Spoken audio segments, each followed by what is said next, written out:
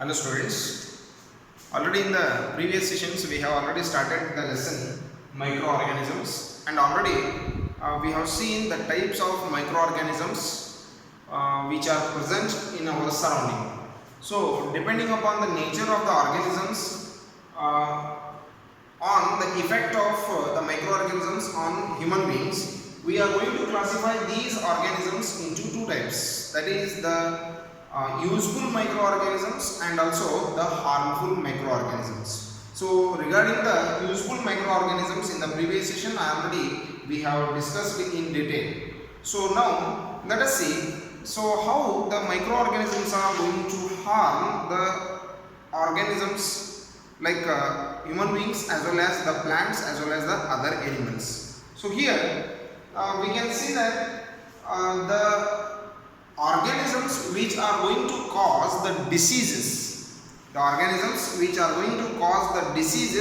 which brings the disease, that kind of microorganisms are called the pathogens. So the disease causing microorganisms are called pathogens.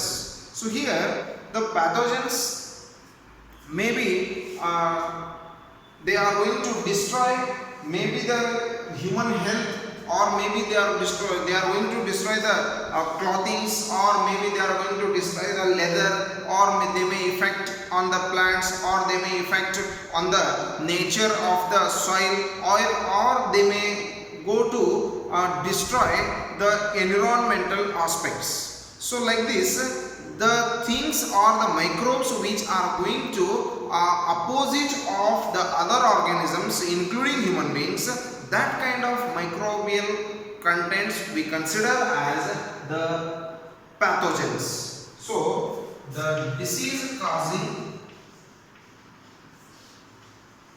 microorganisms are called the pathogens. So here the pathogens maybe they are in the form of they may enter our body through the water that we drink, or they will enter our body through the food that we eat, or maybe they are going to enter our body through the air that we breathe.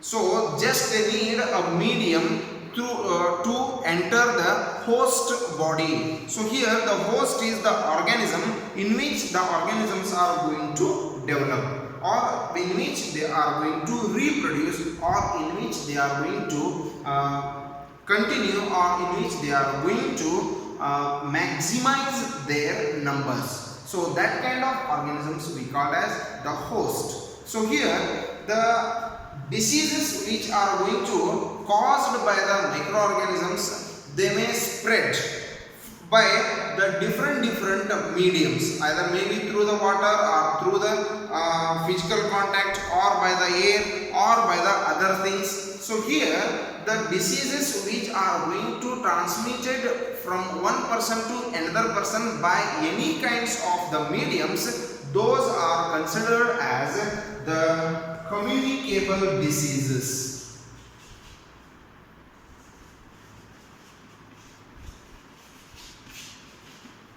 The diseases which are going to transmit from one person to other person, or the patient or the person who is suffering from some diseases, if it is going to transmit from a suffering person to a healthy person, that kind of diseases what we call the communicable diseases. That may be through the water, or maybe the food, or maybe the other things, or by the physical contact also. Suppose if they are going to spread like this, that kind of diseases what we call the communicable diseases. So here when we are going to sneeze, when we are going to get the cold, almost we have that experience that when we get the cold, commonly we are going for the sneezing. So when a person is going to sneeze, so many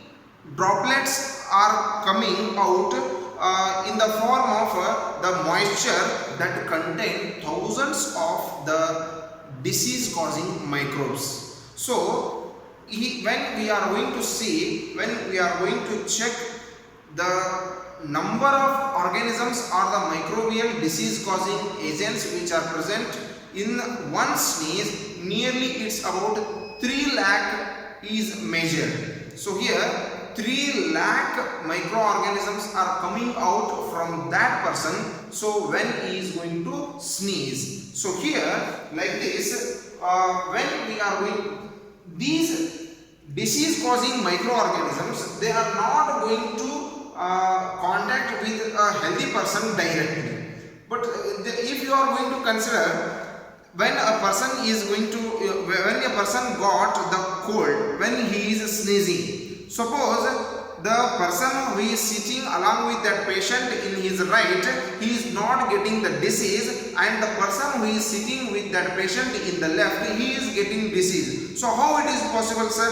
The person who is sitting in the left, he is getting the disease, and who is sitting in the right is not getting the disease, means it is completely depending upon the person's immune power or the strength which is going to fight against the disease causing microbes. So here the immune system means, immune system is going to play a very important role in the diseases, because the immune system is a strength which is going to fight against the disease causing organisms or the disease causing agents. So here so many kinds of diseases are there that are going to be caused by the microorganisms. Regarding all these we will see in the next session. So list out the different kinds of diseases which you got in the earlier from the microorganisms. So this is the homework for today's class. So regarding the next, we will see in the next session. Thank you.